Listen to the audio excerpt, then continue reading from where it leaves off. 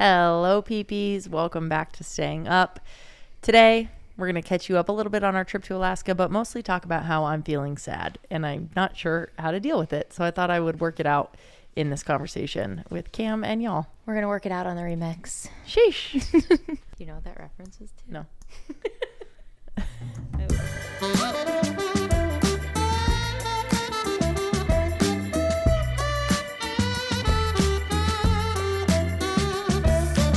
Hello and welcome to Staying Up with Cami and Taryn. I'm Cami. I'm Taryn, and every night Cam and I get to have a sleepover, but every week we invite you to join us.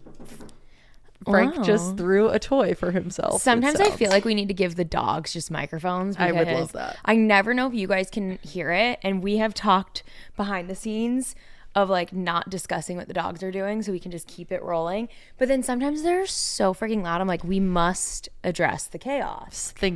Now someone's growling. There's a lot Someone's going on growling? here. Yeah, I think I just heard Regan's growl.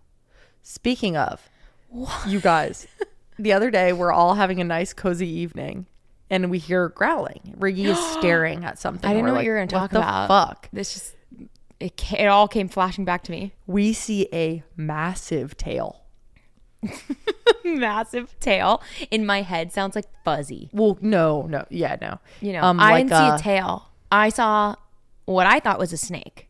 Yep, that's what I was trying to get at. Yeah. It was like, I can't, like, I'm like spreading my pinky and my thumb as far apart as possible. That's not even big enough though. I would say like, look at my fingers over here, people. Peepees. You have to describe what you're saying. It's like a foot. Yeah, it was like a foot. I would say about like maybe like 9 to 12 inches. Anyway, Regan's found a lizard in our house, which thank We just God. heard, and she doesn't do that. Like She never does that. She doesn't like, even when she hears something in the backyard, it's like it's a different noise. She was audibly growling at something in the home, and It was weird. I knew there was a critter immediately, and then I heard Taryn just go, "Oh no, Cam! Oh no!" And I know my job in this. Yeah, that's in your this job. union. That's your job. Your job is to handle the critters.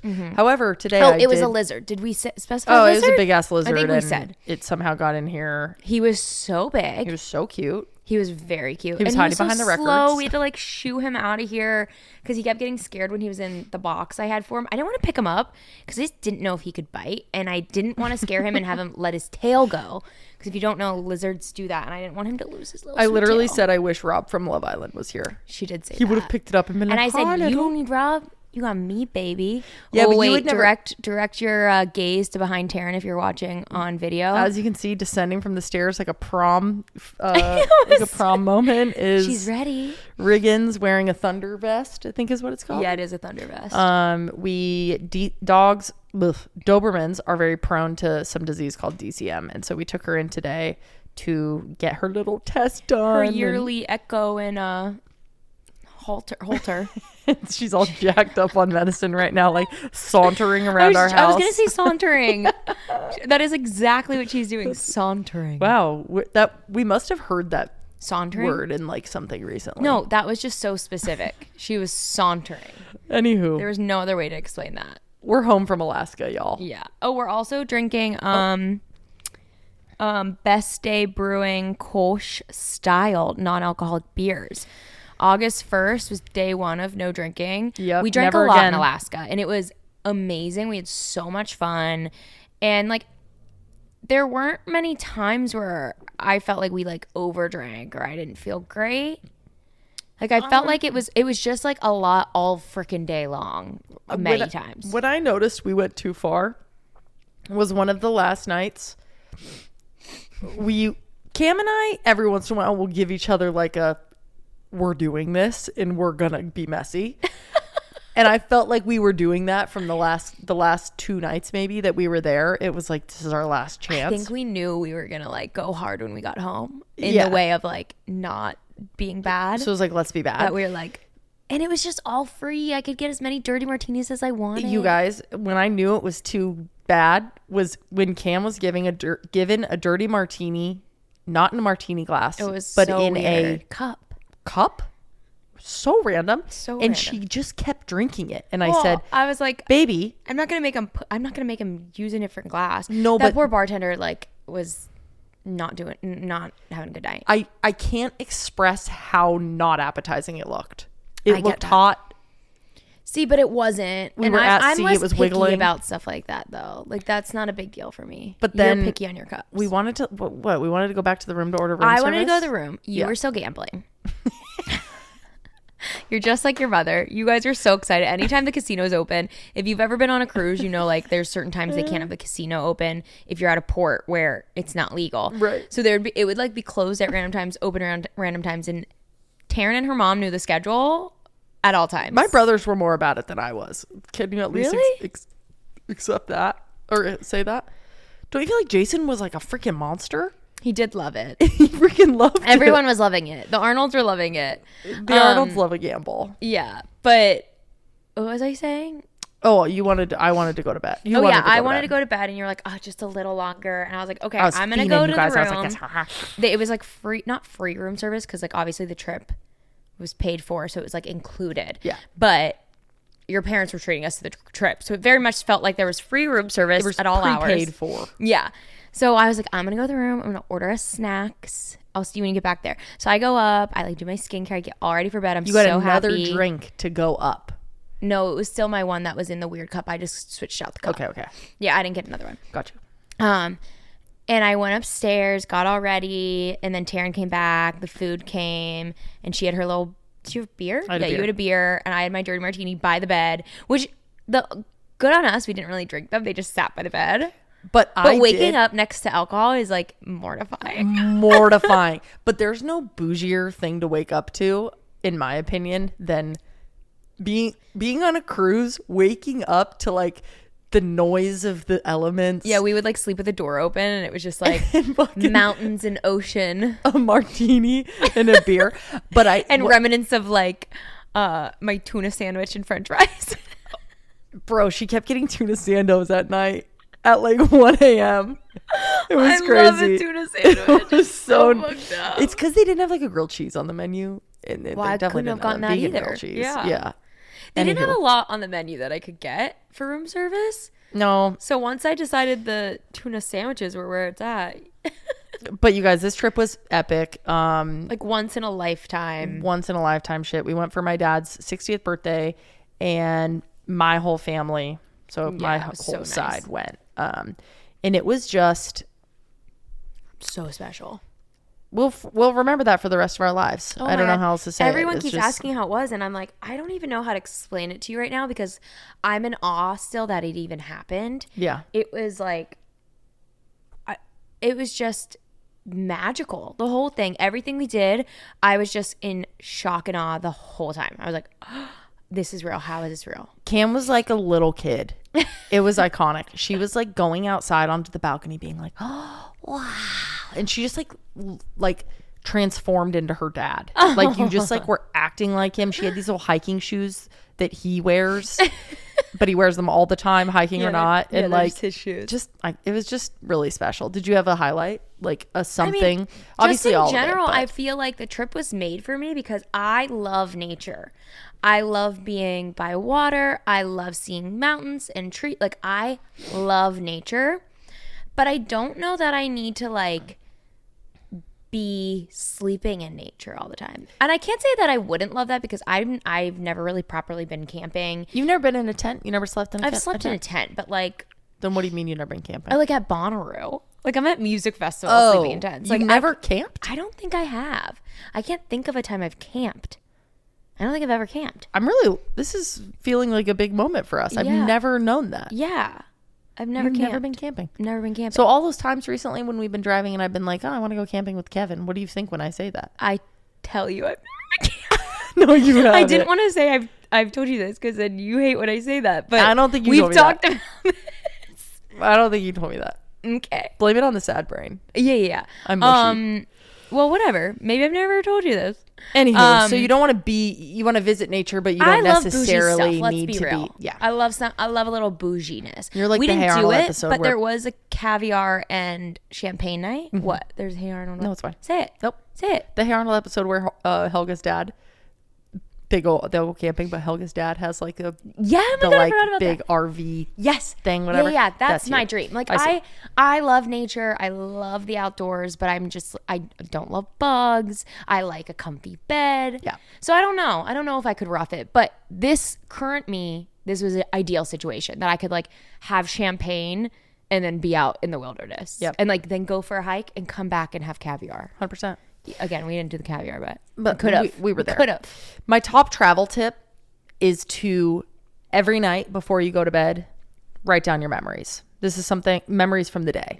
I love that you do this. She also did this right after our wedding. We so iconic. sat down and wrote down everything from the weekend. I can't express enough how much this helps you remember a trip. Yeah. It's like, you know how you have random memories from when you're growing up and you're like, what did I actually remember that, or did I just see a picture, or did I just hear the story?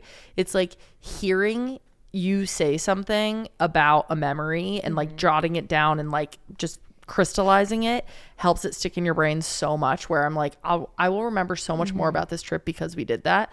So I basically, always think that I'll remember because of pictures and videos, but even you were just saying a few before we started recording, and I would have never remembered it. And they're not necessarily moments that you want to take a photo of. No. Or that you could, or you like kind of can't. Yeah, most of they're them. not those kind of moments. So then they're easy to forget. So I love that you have these lists. So we would do that every night when we got in bed. Maybe one or two nights we didn't.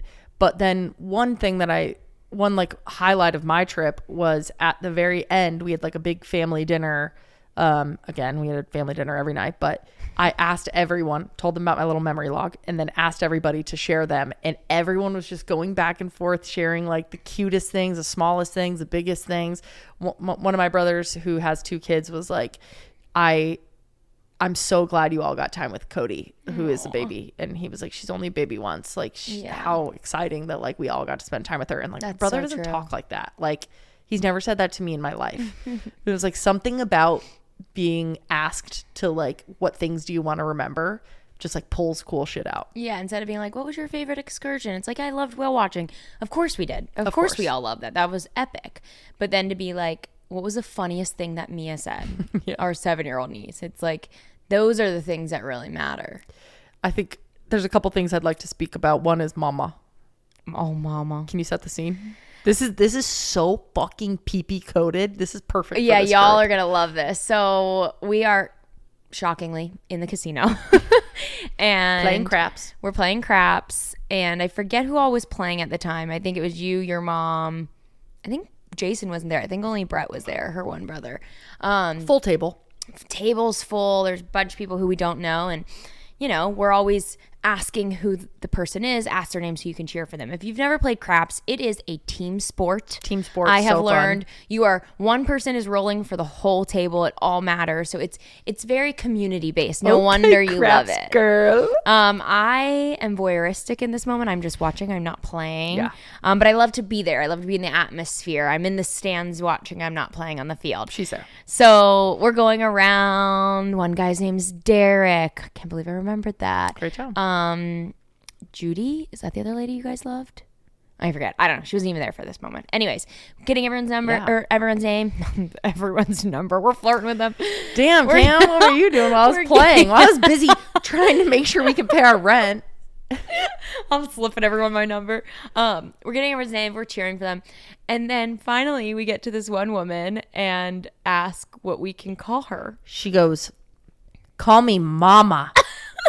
And the 2 people working there, it was a guy on the one side and a girl on the other. And I saw them both kind of look at each other, look at us. And like the guy, the way he was fighting back his laugh. So hard. I was like, it's going to come out. It's going to come out. And like 10 seconds later, he lost it. He's dying laughing. So then it comes to me because I'm the next roller. And they're like, what do we call you? And I said, Papa. I said, call me Papa.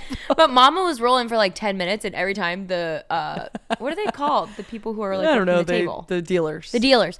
Anytime the dealers like had to say anything to her. They were like, okay, mama. And they like were kind of laughing with her and like a little bit at the situation. It was very funny though. Also, I need to be clear. This was not like grandma being like, call me mama in a cute way. It was like, she was like middle-aged lesbian woman. Yeah. Being and like, it was just mama. yeah, it was so funny. So anytime we'd see her on the boat, we'd be like, mama. Mama. And then she'd be like, papa. And then the next person went to roll. I think it was Brett or something. Oh yeah, it was Jason or Brett, one of them. And, I forgot about this. And they pass him, the like dealers pass him the dice and they go, come on, daddy. So the whole time we're like, mama, papa, daddy. It was iconic. Just people calling me papa was really special. It was really special. They loved it. Everyone loved it. We were all loving it. 2 other small memories. I didn't even tell you this, but Ooh. I've been wearing like less feminine clothes when I dress up in the evenings, like for nice things. And I feel like my parents are getting used to seeing me do that. Like I'm not really wearing dresses anymore. Yeah. You wore a lot of slacks. You wore your why can't I think of the shoes?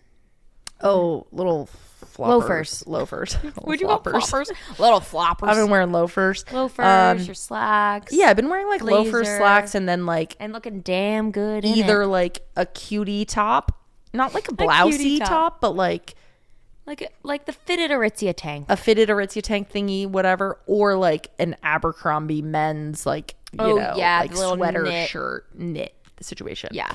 So anyway, I've been trying this new look. A little new style out. And I don't know if you guys know what this feels like, but it's like when you don't live with your parents and you only see them sometimes a couple times a year. For us, maybe it's like multiple times a month, but it's generally for like bigger occasions or dinners or nice things or whatever. So I feel like I'm like every time that I see them, they're seeing a new side of me because I'm like trialing a new outfit or whatever. They're so for the your last style evolve. Yeah, so for the last couple years, I feel like they're starting to see like, oh, this is Taryn's new thing. She's not wearing skirts anymore. She's not wearing dresses anymore, and it gets like less and less feminine in my nicer clothes. Yeah. And my dad a couple times on this cruise was like, I love your outfits, Taryn. You look awesome. Like really cool, whatever. And I was like, thanks. That. And then when it was either the last day or the day after we got back, I was talking to him on the phone. Must have been the day we got back. I was talking to him on the phone and he was like, I just want to say your mom and I noticed I really liked all your outfits. I thought you looked really beautiful and it was really cool too. And that is so cute. Isn't that so sweet? That's so sweet. And like, I know you get nervous sometimes about like your mom commenting on your outfits and stuff. Yeah, because like my mom is, girly. And so I think it took a long time for her to realize that I like wasn't going to dress like that. And then I've had other phases where I have and didn't have. And I don't think she cares at all how feminine you're dressing. I think she just likes the effort. And in her head, the only way to put in that effort was dresses. Right. So right. I think that's way more what it is. So I think that you have really found your style in like dress up clothes, which I think is probably the hardest for people who fall in that middle ground of like not completely mask, but not fully like lipstick lesbian vibes, where it's hard to like, you want to feel good and you want to feel pretty and you want to feel hot, but you also don't want to feel like you're like cosplaying, Yeah. And I think you've really hit that stride of like, you have found that uniform of that where you like mix it up with different colors or shirts or whatever, but you have that style down and you look so good in it. I think your parents are like, oh my God, that looks amazing. I didn't realize that kind of effort could be put in. Yeah. And then wearing pants and like, I don't know. I think they just didn't know how stylish that could be. I think if I would have worn a suit to the wedding, that would have been a big deal to my mom. A big deal in the sense of like, just not what she pictured. That's what I'm saying. But I had talked to her about it prior to you guys wedding shopping, where she was like asking what we were thinking about and if we like how we were navigating it and how we were talking about what we were going to wear. And it was at the time where you were way more leaning towards either like jumpsuit or like something not traditional, maybe not a dress. And I had said to her like, yeah, I don't think Taryn will wear a dress. Like I like went more to that side to kind of like prep her than, and you had said like, maybe I'm going to try on dresses. We'll see. Yeah. And I was like, yeah, I don't think she'll wear a dress. Nude. And she was like, oh, really? Yeah, she's going naked. And she was like, really? Oh, what will she wear? And I was like, oh, there's so many like stunning options now. Like a lot of brands have gotten so cool. Like I might even wear one for like rehearsal dinner or something because there's so many pretty options. Yeah. And I think she was prepared for that. Yeah. Because like, there were 3 or 4 occasions where it came up. Yeah. Whether you were there or not. So I think whenever you guys went wedding dress shopping and ended up with a dress, yeah, maybe part of her was like pleasantly surprised. Yes. Yeah. I don't think she would have been a brat about it. I just think I could feel that. I don't know if that makes sense. It was like I can imagine her needing to show those wedding pictures for the rest of her life and like being like, I don't think it would necessarily come down to it being a suit as long as she thought it looked nice. You know what I mean? Like, yeah. I think if there was like a beautiful jumpsuit or suit, which there's so many, it'd be like, yeah. I think she just couldn't picture it in her head and was thinking of like old school suits of like, oh, I don't love that. That shit's probably just in my head then. I think partially. I think she's deconstructing those ideas and like needs the space to do it as well instead of like assuming her thoughts before she's able to have them. Yeah, that's fair. But like, I mean, your mom loves outfits. She loves buying outfits for Mia. Like, yeah. And she has a strong style. Yeah. You know what I mean? Like she knows what she likes, and she has her little uniform too. Like I could pick out a lot of things that I think that she would like to wear. So why are you laughing? Her jacket. Yeah. Throwing us tell them for a about the loop. jacket. Tara's mom, as I said, has like a distinct style. There's generally I could really call out and put my finger on what she would like or not like. Yeah. But she will throw a curveball in there, and it typically comes in the form of jackets with embroidered or rhinestoned words on it, which sounds or like a graphic shirt that says like this isn't it because I can't think of what to say, but like dog mom or something. Where I don't say, like, ever Sundays are for cuddles. Yes. Oh my God. Yes. Yeah, and it's really adorable because it just like. It really throws me for, it comes out of left field where I'm like, I don't expect you to like that, but it makes, like, I find her outfit so exciting when she does that. Like, on the cruise, she had this black jacket on with silver, like, bedazzled words, and I was like, I love that because it was so unexpected of you, and she looks great doing it, but it's, like, such a shock sometimes. We saw her at dinner, and I was like, we were all calling her Michael Jackson. Okay, not we all. Dina, I never said that. Just want to clarify. She would like come around the corner. Your daughter and your son said it. It's awesome. Your daughter-in-laws never called you that. You looked phenomenal. The last thing that I think is worth calling out is our sweet Christian friends that we met. Oh my God. I have a bad memory. I was like, what did we write down about this trip? I can't remember. We won't say their names in case, I don't know, maybe their son listens and I don't, you know, whatever. We'll keep it anonymous. If you even remember them, do you? I do. Oh. Yeah. Oh. I didn't, down. but I just looked at my little memory list. Anyway, we met this awesome couple at one of our stops. We did a bar crawl, which was so fun. Pub to be exact. Okay. Very different. How are they different? It just sounds cuter. And in the second, so whatever. First pub crawl stop, everyone's kind of getting to know each other. You all get a free drink. Second one, everyone's getting like a little looser. You get another drink. Second one, a bunch of us took a shot together. It was like this thing called the duck fart. That was the good old duck fart. Different thing. If you know, you know. And we did a shot ski with people. I did teach everyone how to do it. It was really cute. It was really fun. Why do I keep saying iconic? Did you? Just like constant. I've said it like 6 times. I just think, I don't know if this happens to everyone, but like a word will just, like horrendous was my word for a couple months. Juxtaposition. That has never been my word. Allegedly. Fuck off. Allegedly, there's a pretty big juxtaposition. This dumb bitch. Stop, I'm sad. Oh, I'm sorry, baby. This smart, kind lady. On the third stop, we become closer friends with these people. And I don't know how, but it was clear that they were Christian. It was clear. And I said, the mom said something like, oh, you know, I work with these girls and da-da-da. And I when we were on the bus back to the boat, and I turned around and I was like, this is just a total assumption, but are you guys like involved with the church? That some of the stuff you're saying reminds me of that. And they're like, yeah, we are. We're involved in a Christian church back home and blah, blah, blah. And they were like, were you? And then I told my story. It becomes this whole thing where we basically like bare souls to each other. For like a 30-minute we car bare ride. butts to each other for a 30-minute car ride. And their son is gay, and the son and the son's brother, so their other son, left the church out of like solidarity because the church was like so bad to the son, basically. And the parents, it was so cool to see them hurt, like, but also be realistic that this was really hard for them, for their son to be gay. Like, yeah, we had a really like, it was just bizarre that these like two couples of strangers, we didn't tiptoe around stuff. Like I think we were all very respectful of each other, and we both thanked each other for that. But we were also very like just raw and vulnerable and honest immediately. I don't know how, but I feel like we all sensed that we could do that with each other, and like I sensed that they needed it from us.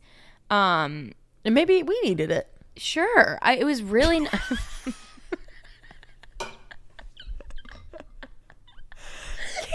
No, I mean, like, yeah, I don't know. Don't you feel better for having that conversation? Don't you feel different? Don't you feel like you saw a new side of the world? I don't. I feel like I feel like I had seen this side. I get but it. But have you been in that conversation with parents that were... No, and I think it was new. I think it was it was nice. I've never had a conversation specifically like that. And it was really sweet to hear their struggles of like, God, we are trying to dismantle this way of thinking that we have had for so long, that has, because of our religion, because of our age, because of X, Y, and Z, and where we're from, and all these things. And now I'm learning all this. And I was telling them that, like, I've gone through that a lot with my parents, and not about being gay, but other things. And I had said to them, like, I've heard people, very good intentioned people, say, like, I don't see color. We were like talking about everything. Yep. And she's like, yeah, that's not right though anymore. And she was explaining, I was like, exactly. And I was like, that was a test, just kidding. Yeah. But it was, we were just explaining, like, even when you have the best intention, you have to question your way of thinking. And like, just because you think you're doing it from a beautiful, kind approach, you might not be seeing the whole picture. Totally. And it was just really sweet, and it was nice to hear their struggle of like, wait a minute, we have so much love for Jesus and the church and all of that, and it's brought us so much good, but then it's hurting our son, and is our way of thinking hurting our son? Like, we want a relationship with him, and we we support him, but how do we properly do this and support him leaving the church? Like, it was just really sweet to hear a vulnerable, really open dialogue of like struggle. I think you did need that. I think I needed it. Okay. No, I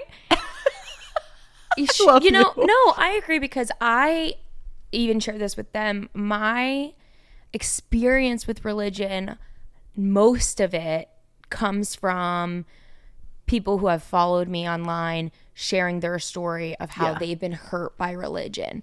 So I have a lot of animosity built up for religion, for specific religions and types of people who are religious, because of the hurt I have seen happen to people that I care about and I love. It's not, and I didn't really grow up religious, so I don't have like a positive aspect to look through it at.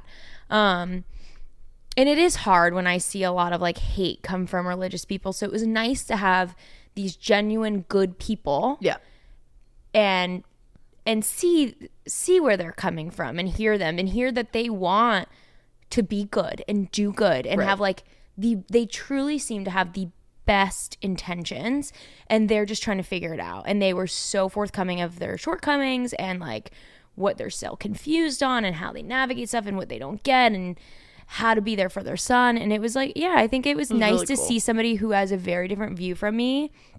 And a different accent. He had a big old Georgia accent. Oh my God, it was like, oh yeah, Cam. Like, I loved his accent. No, it was pretty good. I loved his accent so much. And I have an uncle that's from Arkansas. And like, obviously we'd done a pub crawl, so I've had like 3 drinks at this point. And I'm like I kept mimicking his accent, and I was like, stop doing it. I'm like in my head, like, it's really hard not to. But I couldn't. I was full Southern girl, and then I'm all like, yeah. Oh my god, she was like, the Lord is good, isn't he, huh? But no, it was a wonderful conversation. Your son should not be kissing boys, I'll tell you what. Have you heard of conversion therapy? It's a really new kind of therapy. I think you'll love it. But it yeah, was special. It was really special. It was nice, and it was like, honestly, it felt so good to see how much that meant to them. Like, I really felt like they felt like that was like a divine intervention, meeting us and seeing us. They were like, I mean, on the last day we were all eating at the same restaurant, because there's like 5 restaurants, so you see the same people the whole time. Yeah. And they stopped me and said, we just wanted to tell you that conversation meant so much to us, and I've been running through things I want to tell you about what that meant, and how thankful we are that you guys talked to us. And I just haven't had the time to say it, but I can't thank you guys enough for chatting with us, and I feel like we'll be better because of it and all this stuff. And it was nice. I guess we fucking rock. That's what I'm trying to say. I think it's they would touch by some lesbian angels. Yeah, baby. Oh. I think it's the concept of like, if you are on polar opposites of a spectrum in your beliefs, which I didn't feel like we all were, but in some ways, sure. I'm sure you were.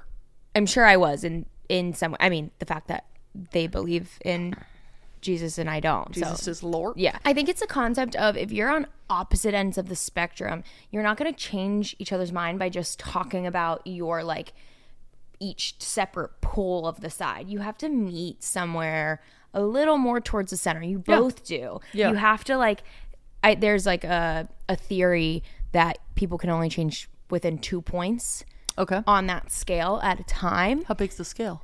I think it's like 1 to 10. Okay. So if you're trying to go from 0 to 10, it's not going to happen. You're just going to argue. You have to move little bits at a time. Like, you're not, like, if you have to lift a bunch of weight, you're not going to lift the whole thing at once. You're going to have to break it up into proportions. That's and fair. Take it. So I think that's what we all did in those moments. We found commonality. We found like, common we ground. found grace for one another. I was just going to say, honey, you're giving a little Christian now. You are twinkling in a different way. Go on. But no, I have a lot of respect for them, and I have a lot of appreciation for their struggle and compassion for their struggle.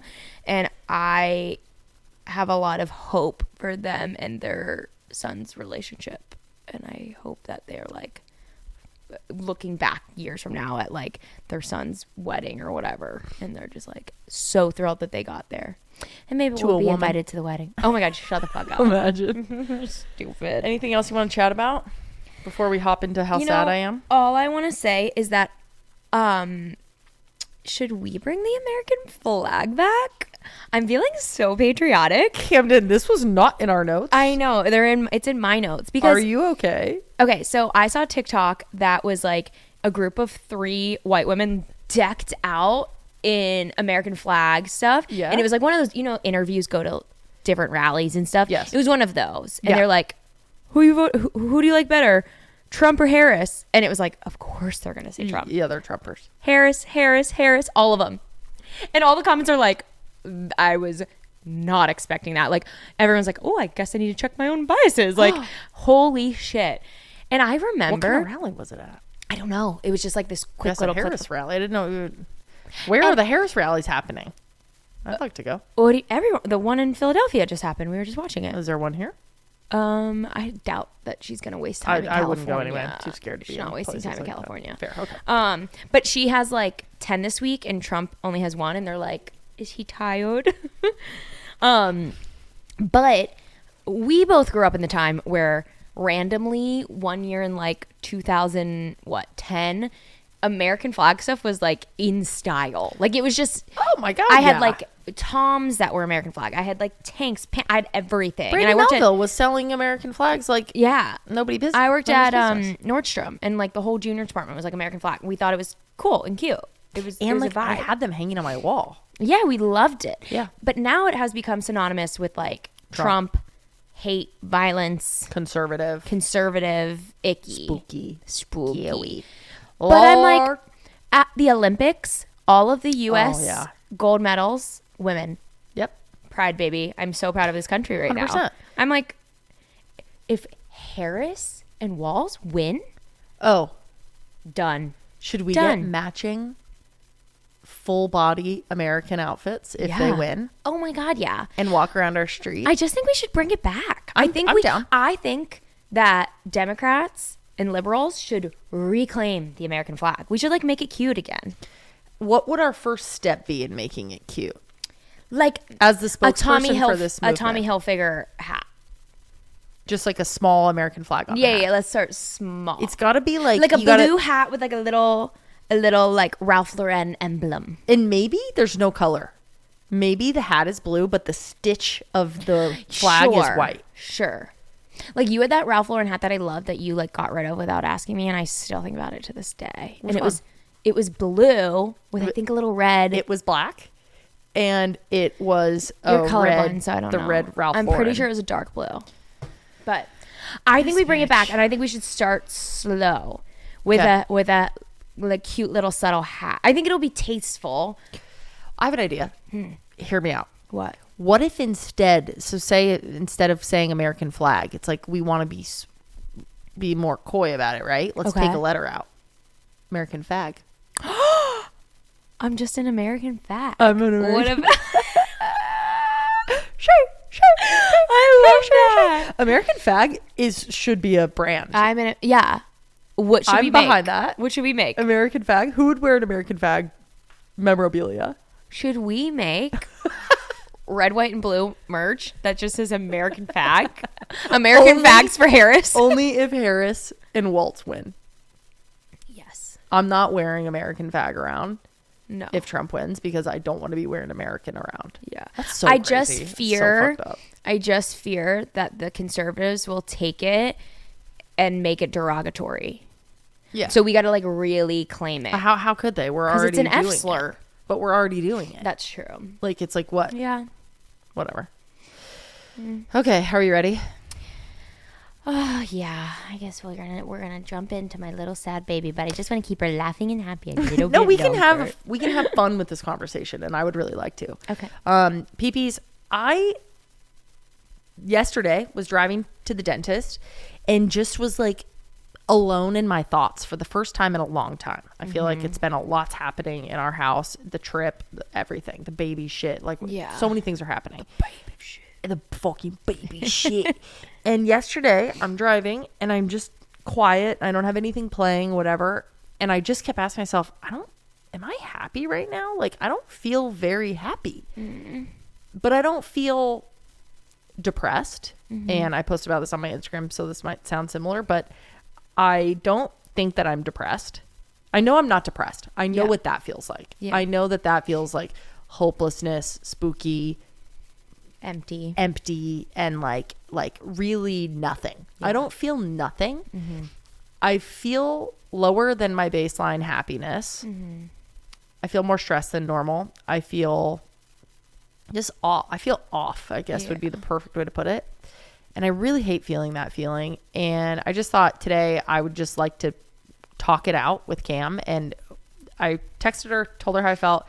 And we were like, you like called me to try to talk about it. And I was like, honestly, let's save this for the pod because I think it would be useful to see, not useful, but like could be interesting, I guess, to just see us work out this conversation. Yeah, just watch it unfold a little bit. Yeah, I don't expect that we are going to solve anything by the end of this. I'd be sick if we could. And actually, I do expect it now that I say that.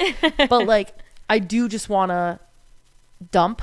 Yeah. And I want you to be there for me and ask me whatever questions and kind of help me through it just so that like we can, hi Ricky, so that like we can see, so people can see maybe what it's like when someone's down in the dumps in a relationship, you know? Yeah.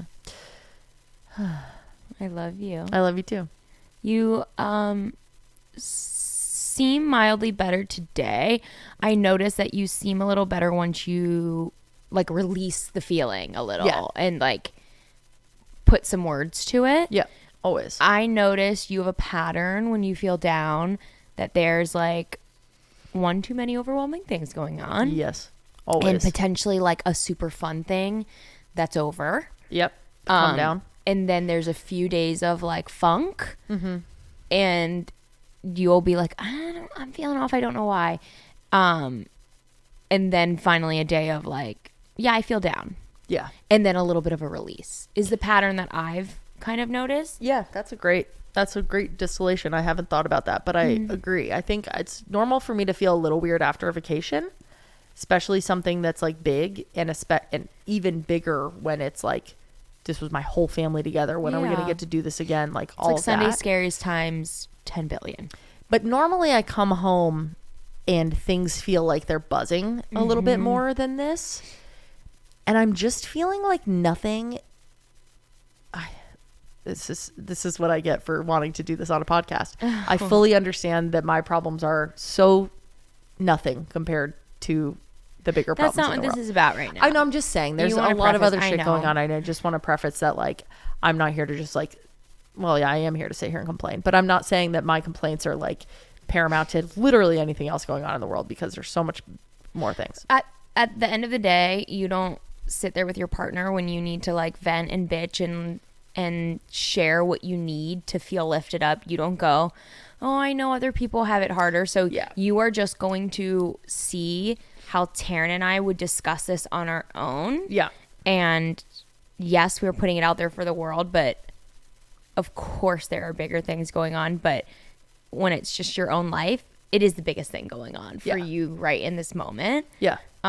So we are going to focus on that. Okay. And that is fair and okay and necessary and good. I'm just going to like bitch for a second. Please. And just like explain what I'm feeling. Okay. I don't feel like the things that are the most me are like happening organically for me. I don't feel very close to my friends right now, especially my guy friends, just because we're all growing up and busy and life happens and whatever. And like, even though we're talking every day via group chat, it's like someone sends an article, someone laughs at it, someone's like, hee, did you guys see this, blah blah. It's not like it's not like couch time. I need couch time, and it's not connection. Yes. And I think that there is a like loss of realizing that is not, we're not going to get couch time. The four of us cannot sit on a couch together and just fuck around. That's not going to happen. So there's that. Or it's going to be incredibly rare. It's going to be once a year, and it's going to be a whole thing and whatever. Yeah. So there's that kind of realization that like the days of like easy hangouts with friends feel much harder than they used to be. Yeah. Second stupid thought is that I don't feel like we live in a walkable place, and it has been like really bothering me lately because our house is like a little bit tucked back, and I feel claustrophobic in here sometimes. Yeah. But one thing I always used to do in different places that I've lived is like, okay, I'll just go walk around for a minute and like go be a part of the town, see the world, go to a bookstore, go to a coffee shop, whatever. We don't have that here. Yeah. And I think for the first time the other day, I realized like, oh, like if we don't move, that never changes. But moving sounds insane. And I don't know what's a big enough thing to make me move. Yeah. So there's that. That's just unresolved. Yeah. Downstairs is not getting, our basement is fucked up, and that's not happening because it's not getting fixed because our stupid State Farm guy is just out to lunch mentally. And so there's that. Work is fine. It's like working at a startup, it's madness, and it's just hard to get into a groove.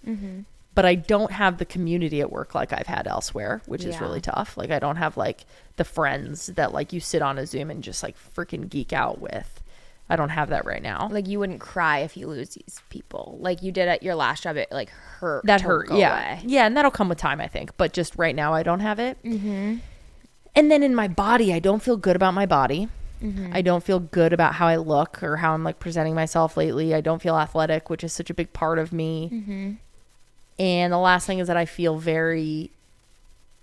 I'm comparing myself to everything and everyone at all times. Like, yeah. And I feel like I'm doing worse, or I look worse, or I'm not as successful, or this would be easier for someone else. Like, I just keep having this like, fuck, like, why isn't this easier? And it's exhausting with everything. Everything feels like, why isn't this easier? Yeah. And the last bit that is kind of covering all of this is that like being in Alaska and seeing how hard it is with kids which like I've been around kids for a long time, but like being on a trip and being with kids all the time. Yeah. I was like, damn, like, can I feel like this when I have kids? Like, that's so scary. That like, do parents feel like this ever? Where it's like, yeah, of course, you feel low and you're just like, fuck, I don't know how to like take care of myself and make myself happy, let alone take care of another person and keep my spouse happy. And then make the house look nice and keep my job and all this stuff. And I just like went into a little tailspin of like, this doesn't feel as easy as it should feel right now. And and it's not to the bad part yet where I'm like, great, I can name it, I'm depressed, I need to make major life changes. But it's like, I'm feeling just, I feel like that. I feel, That's how I feel. I love you. I love you too. Thank you for being like strong enough to articulate that and share it with me, let alone everybody. All you bitches. Can I share what I took from that? Sure. Okay. First, What if you're like, you're a fucking sad bitch, not hot, not funny? don't talk about my wife like that. What I'd like to start with is that you have such a superpower in knowing yourself and knowing your wants and needs, and being able to like pinpoint that is really powerful. Thank you. I think it's difficult for a lot of people. A lot of people when they feel this way go, I'm just feeling down. I don't know why. Like that TikTok of like, I've just been feeling depressed. I don't know why. And they're like, have you eaten today? Have you drank water today? Have you gone outside today? And it's like, nope. You know, where you'll be like, sometimes I feel weird in our home and I love our home and I don't understand that. That's weird. But you know what? I've realized I like to be able to see the world. Yeah. Like you loved living in a high rise in San Francisco, or even when it wasn't a high rise, being able to walk out your door and seeing hustle and bustle. Yeah. That is really powerful to be able to know those things about yourself, knowing that you like to feel athletic, being able to pinpoint that and go, I don't just want to look good. I like feeling strong. Yeah. I like feeling like I can run. I like feeling like I could lift something. These are bonuses that you know this about yourself. Most people don't have that. Where it puts a little extra weight on you is that when you don't have those things that you're hyper where you need, it feels bad. It feels worse. It's not just like I feel down, whatever, it'll go away. Yeah. You can go, I feel out of sorts that I don't have my office because our basement's a mess and not put together, and we can't do anything about it because of this. You don't like being out of control. Yeah. And a lot of these things are out of your control. You can't handle when our insurance wants to get their shit together. We've called 10,000 times a day. We've done all we can do. Yeah. And I think in your head you go, well, there must be more I can do. I have to be able to control this situation. Yeah. And you can't. Yeah. I think where you have areas of opportunity for what? Are that you are incredibly impatient. Yeah. Once you know something, like we have to find a place to stay for when we do our egg retrieval, because it's in Newport, which is like an hour plus depending on in traffic from our house, and we're gonna have to go down to the fertility clinic daily at some points, every other day at some points, and it's too much for us to be driving there while also working. Yeah. And that's a weight that's on your shoulders right now, and you want it away, and you want it away now. Yeah. So you want instant gratification when you pinpoint, this is causing me stress and making me sad. I want it to go away. You immediately want it gone. The basement, you want it done, and you get hung up on that of like, well, it's going to take so long and blah, blah, blah. So I think we need to practice a little patience. Is going to really impact your happiness. Yeah, I don't feel patient. Yeah. And then in the other thing, which I think is incredibly hard to do when you're feeling sad, is taking some initiative. Yeah. Instead of dwelling on, like you said, okay, we live in this house, but I can't walk to things I want to. And the only way to fix that is if we move. Are we going to move? That's so extreme. I can feel the anxiety. Like hearing that, I'm like, oh my gosh, that's like so stressful. There are other ways. There's not one solution. It's not move or deal with it. I've realized that I love when we bop around and go to like, there's areas in Pasadena I love, and we can walk, we can literally stay there all day. We can bring the dogs, we can go to this park, we can go to this coffee shop, we can get lunch. The only thing stopping us is we have to drive from point A to point B, which is all of 10 minutes. Yeah. That we have 2 cars. Yeah, I don't live in fucking Timbuktu where it's like, I'm so far away from things. And it's different than what you were used to. You lived in San Francisco where you could walk out your door and you didn't have to drive. You could hop on a bike. And yes, it's different. But this is our reality. Right. And we are going to live here. And I love our house. And I really do. Yeah. I love our house. It's not that. It's just that when I start to feel cooped up, when I start to feel not like myself, my brain is like, what else? What else? And then I realize I'm like, okay, well, it's this. And I'm like, okay, well, I need to go outside. And then I go outside and there's fucking spiders everywhere. And I'm like, well, if you didn't live in the place with the spiders, then it wouldn't be this. You know, just stupid. I think I inaccurately said, because I get that this was not helpful to you, but I said, like, you go very doomsday quick. Yeah. And I am sorry for that word choice. But what I meant is that, like, you live in this extreme of like, this is where I'm happy is way over here, and this is where I'm existing right now, and I can't get to that happy point from my point B right now, so that's it. Instead of going, well, if I just like work my way here, here, and here, that could improve it. Yeah. Which, again, it's really hard. Once you start feeling sad about stuff, it is much easier to sit in that and go, like, when I get depressed, I'm like, I'm so stressed out that I'm not being productive. It's like, okay, then go fucking do something. And I'm like, but I don't, because then I'm overwhelmed by this. Like, it's crippling. It's really hard. Yeah. But I think what could be really helpful for you is to challenge yourself to pick like 2 ways to move closer to that finish line. Yeah. I get it. Can't walk out our front door and walk. You can go on a walk out our front door. We have a beautiful neighborhood. Yeah, we do. And we see people every time we walk out. Are you going to walk to a coffee shop? No, you're not. But you can walk out our door and have a beautiful walk. I could walk to a coffee shop. Okay, then do it. Sheesh. Or, you know what? You go, sorry to dab you up. Okay.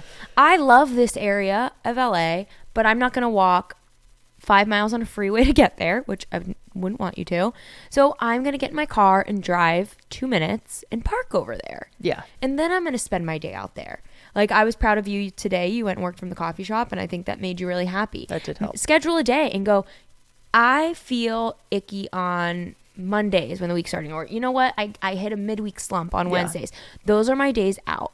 I'm going to get up in the morning. I'll take care of the dogs in the house in the morning. We agree on that. We figure that out. You go to a coffee shop and work. And then afterwards, you take a lunch break and you walk around the neighborhood you're at and you go bop into your little stores. Like, I think it's hard for you to reframe this new life in LA, even though you've been here for a long time, because it started in COVID and then we moved and you never got to experience this neighborhood. But it's like, I feel like you're doing a lot of like grass is always greener. You'll even talk about our old neighborhood we lived in, but that wasn't super walkable to the main street either. Like, we need to, instead of thinking, oh, I'm sad because all these things are bad, think, how can I make this current situation closer to my dream situation? Yeah. Compromise a little bit. Yeah. Yeah. You're right. I know you're right. And I know, like, I would tell you all these things too. So it's just one of those things where it's like, well, what? Like, my brain is immediately like, well, is it hard for everybody else or other people? And I immediately think of like 5 people that I'm like, I feel like they're just absolutely vibing right now. And which we know is not the case. Yeah. Because people, that's why I'm glad we're doing this here, because I know that I get messages on our posts all the time. You know what? I make cute little videos sometimes on TikTok in Reels. Yes, you do, baby. No, don't. Thank you. Yes, you freaking do. And I made a video of us in Alaska watching a glacier, being all lovey. And you know how many comments and messages and people I got talking about either how they wish they could afford an Alaska trip and that like we must be doing so well because we could afford to go on that, or like how happy we are and how much they want to be happy. There are people who are going to look at us in times and be like, I want what you have. Why can't I have that? Yeah. And don't get to know like, oh, you're struggling in other ways. And yeah, they might hear the way you're struggling and compare it to themselves and be like, oh, that's nothing compared to me. Yeah. Or they might go, oh my gosh, I thought you were happy all the time and I'm shocked to hear this. And that actually makes me feel better to know that other people struggle. Even when I hear certain people online talk about like the hate they get online, I'm shocked because when I see their stuff, I only see them getting like love. And I'm like, oh my God, the internet loves you and the internet's so mean to me. That's why, and I know we've privately talked about this so much, but like the comparison thing is never beneficial. Trash. Yeah, it's total trash. The only benefit it has, in my mind, is like manifesting. If I see somebody thriving, whether they're good, bad, otherwise, whatever, if it's something they have that I want, I'm like, sick. That's so awesome because now I know it's obtainable. Yeah. Someone did it. That's so cool. Now I can do it too. You saying manifesting jogged like a thought for me that I had earlier and then like must have lost in all of my doomsdaying, which is that like I want to be better and truly need to be better about like goal setting and knowing what I want. Yeah. Because what I do when I start to get down is let me count the ways. I start to fucking just like, well, my biggest thing that I focus on is like, let me count how many things I should be down about, basically. I'm not actually counting, but like, you know, like I just listed all this shit off.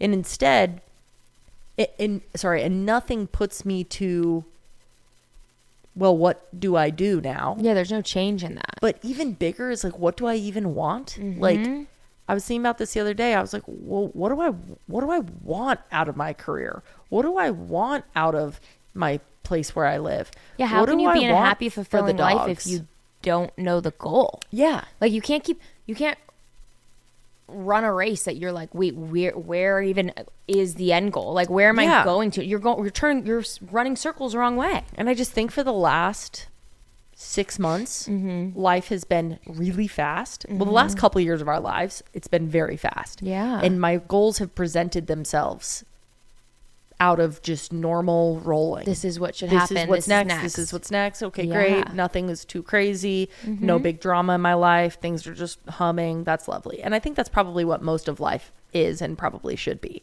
But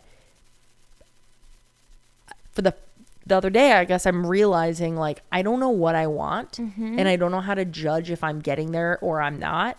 And that is what's making me more sad than any of these things is like, I just don't feel driven to get to any next thing because I just don't know what is even going to do, what's going to excite me and what's going to do it and what, you know? Yeah. So I'm just like, man, I don't want to fall into the trap of like, wake up, do my thing, go to bed, wake up, do the thing, go to bed. It's like, I want to sit down and like, do a little manifestation. I want to sit down and be like, what the fuck do I want for next week? What's something I'd love to have by next week? Yeah. Love to do by next week. Like simple. Yeah. And I don't know those things right now. And I think I'm like having a come to Jesus where I'm like, how can you be happy when you don't know what's going to make you happy? Yeah. I think complacency can be such a beautiful space to live in. Totally. When your complacency comes from reaching your baseline of like happiness. Yeah. And that way things are going to happen in that complacency where sad things are going to throw you off for a little bit. Cool things might happen. New goals could come up. But generally you like live in that baseline. But when you're just like, there's a difference between coasting and complacency. Totally. And I feel like right now you're maybe coasting a little. And I hate coasting. Yeah, I know you do. I think my like homework, for lack of a better term for you, would be one, like you said, writing down some goals, like being like, what would make me happy? What do I want? Like even the fact that I have my mood board on the back of my phone every day that I change every year or 6 months or whenever, it like, I'm not even looking at it often, but I can tell you exactly what's on it. And I'm constantly thinking about those things. And they're informing my decisions every day as well. And that I find helpful. Yeah. So I think doing something like that, but then also making a list of like, here are 3 things I can do throughout the week that are either going to lead me to those goals or make me happy. Like, you know that you get cooped up easily. Okay, so we're going to make... I got to get out of here. We're going to make plans. I'm moving. Once a week. That's out. We're also going to go out of our comfort zone and like make time to go do something like instead of just going, well, I can't here. Oh, well, it's like, yeah, you fucking can. It's just in a different way. Like that's just not me. I'm like, that's not me to be like, oh, well, And that's how I feel like I'm feeling. But that makes you even more. Yeah, that like I feel like your true sadness doesn't come from like the frustration of things not working out or things being busy or whatever. It comes from you not doing something about it. You get really, and I'm the same way. You and I both do that where we're like, God, I'm trying on clothes and I hate the way I look. I've gained weight and I'm not liking my body and blah, blah, blah. Sure, that's not a fun feeling, but where we really get mad is like, you stupid bitch. I'm like, you say that, but then you're like drinking and you're not even like eating foods that are like fueling you right, and you're not moving your body, and you know you love doing those things. Yeah, that's when we get mad at ourselves. And I think I do that, but you do that way more. You get really hard on yourself. And I can do that with our friends. Like if a friend of mine is like being, it's not even a slacker, it's like it's just specific. If they're complaining about something but then not changing it and there's a clear next step, I will rant to you for fucking days. You're like, they're not even trying. I can't believe them. It's so easy. Just do just one time, just little steps and blah, blah. And I pull out all my fucking dumbass Tuesday answers that I've said to people every Tuesday of like, just try this. And then I get pissed at myself that I'm like, I'm not even taking my own vitamins. Well, it's the like holding up a mirror to yourself thing. We find the things we find the most annoying in other people are the things that we see in ourselves sometimes that we don't like. You really don't like when people don't take initiative and just fucking do shit. Yeah. Because you hate when you do that. Yeah. And it is what it is. And you know what? We're going to have our times where there's a little slump and things aren't feeling as easy. Instead of allowing it to ping pong from here to here to here and this is bad and that is bad. Like, let's step back. Let's focus on one thing at a time. Yeah. Let's make a list of just like 2 to 3 things that we want to work on. 2 to 3 things that are ways to work on those things that we want to work on. Yeah. And just start really small and then go from there. Like, I think that uncovered it for me. I think that can be very good at being like, if one thing's off, I'm like, okay, I'll do something about it and I'll fix it. If another thing's off, like, that sucks, I'm going to do something about it.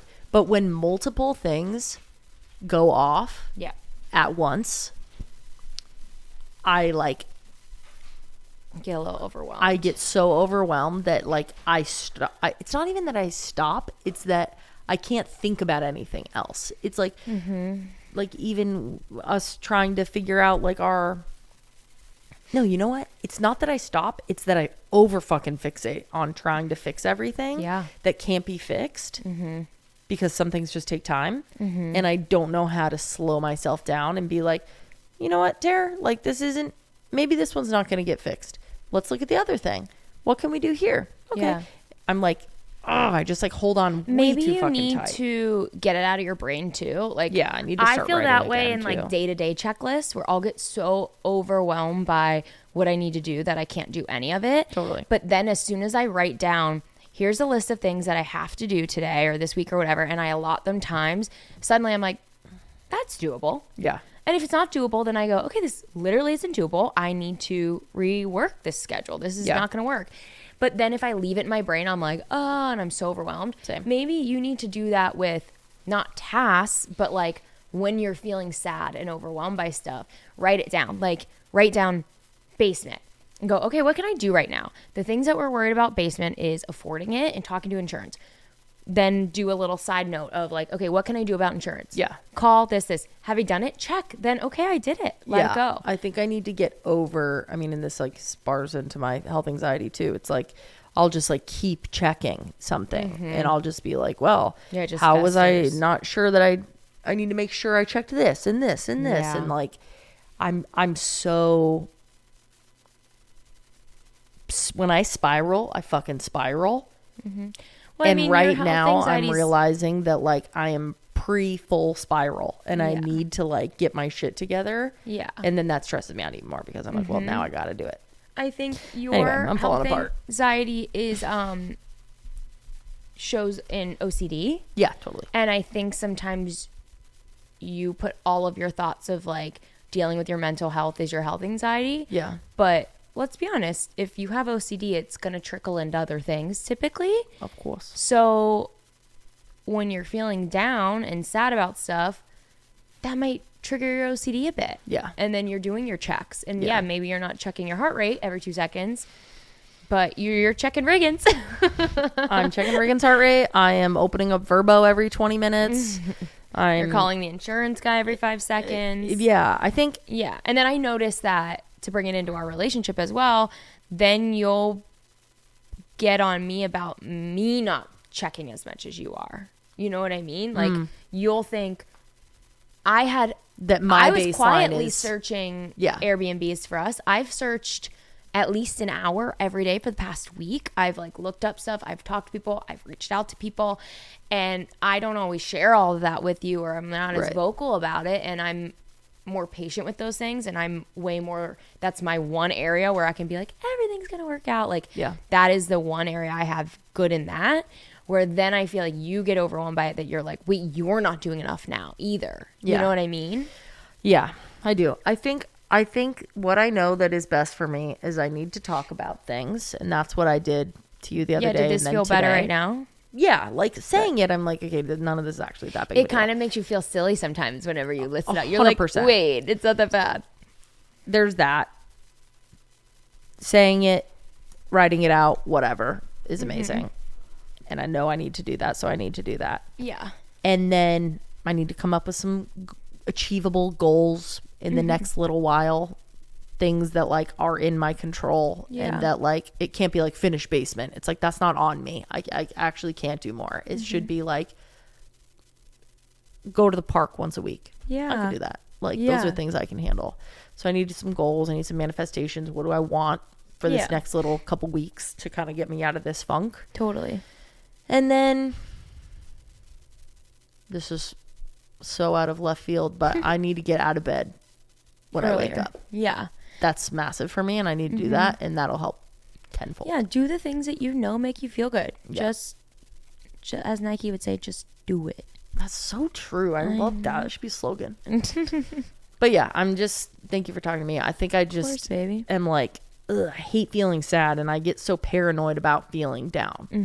And that's what makes it worse for me. Yeah. And I know that your baseline isn't a straight line. Yeah. Like, even if I'm generally this happy and okay, if you zoom in, this line is much more wiggly. And I'm just realizing that my line is a little bit lower, which means it's wiggling below my norm, but also deeper down in a way that I don't like. And like, I need to do things to like let it flow back up, but it's not linear, and it is going to take time. But the only ways that I'll find like real movement in that at all are things that I can control. Yeah. And that's that. Yeah. And I think it's important to recognize these things and focus on how to make you feel better, because as humans, when we're not doing that, we kind of lean into quick fixes. Yeah. And that's where we fall into bad habits. Like, of course it's okay to like go out to eat and drink and do these things. Like, I love doing those things. They're so fun to me. But I feel like sometimes we use that to escape these feelings without dealing with them. Yeah. And that's when it becomes unhealthy. Yeah. It's like, if you're just kind of suppressing the feelings and pushing it to the side to deal with later by like leaning into stuff that isn't actually filling you up or changing things at the end of the day, it's just like numbing you to it or like making you ignore it. That's when those things end up becoming unhealthy. So I love you a lot, and I really appreciate and respect you, and am in awe by you for how you articulate these things and that you are open. Like, even yesterday when I talked to you and was like, what's going on, babe? How are you feeling? Let's talk. And you're like, oh, I think I want to share more on the podcast. I was like, are you sure? Is that what you want to do? I want to make sure you're feeling as open as you would if it was just me and you talking. And I feel like if anything, you were like more open and honest and let yourself get there. And I think that that's such a like beautiful talent that you have. Thank you, honey. And a really special and important one to share with people. So I think that I love you. I think just talking about this helped me, and is going to help some other people too. So thanks for being so awesome, baby. Thanks, honey. If you're in it with me, I'm in it with you. And this isn't going to last forever. Always remind yourself that. Nothing lasts. Good and bad, but especially the bad. Not you flipping this back more. No, it's true. But you're stuck with me forever. I'm stuck with you until we die. I think you'll still be stuck with me after that. You're going to buy my body? Is that what that means? No, I'll be dead too. You're going to die the second I die? Yeah. We're going to go. We're going to go 1, 2, 3. Where are we going in your mind? Floating around. Where's little souls? Whoa. In seconds, we just zoom up into the sky? Yeah. Not into the sky. No, but how are we dying together is my question. Just like lights out. No, but where are we? We're in bed sleeping. As adults? Like as old people? Little old ladies. Okay. Isn't it funny we're going to be old ladies together? Think of an old lady. And there's going to be 2 of us. And we're going to be sleeping in bed together. Little old ladies. Just like putting our little hand cream on. And I'm going to be like, what? I can't see. You're going to be like tooting in your sleep. Yeah. And I'm going to be like, baby. And I'm going to be like, you're too damn And I'm hot. going to be falling asleep with a martini next to me. You are. Oh, in Cute. a cup. Oh my God. In a fucking cup. No. No advice question today. That was an advice question. Taryn is the PP who I'm the needed PP help of the today. weekie. So my little PP needs to go for a walk. What would make you feel good tonight? I was thinking about that. I think that when it cools down, we should take the babies. Yeah, that's going to be for a while. So what can we do before that? Well, I was like, I want to go watch the sunset somewhere or something. Yeah, maybe that'd feel Then nice. maybe you and I can go up to the P and like throw a ball. I think that Yeah. would be nice. I think that would be It's really just nice. gonna be really hot, but I still think That's like, okay. let's I'm just down. Be outside for a second. I would love to. Thanks. Let's do it. That's a date. It's a date. I love you and I love you guys and we will see you next week. See you next week. Love y'all. Bye.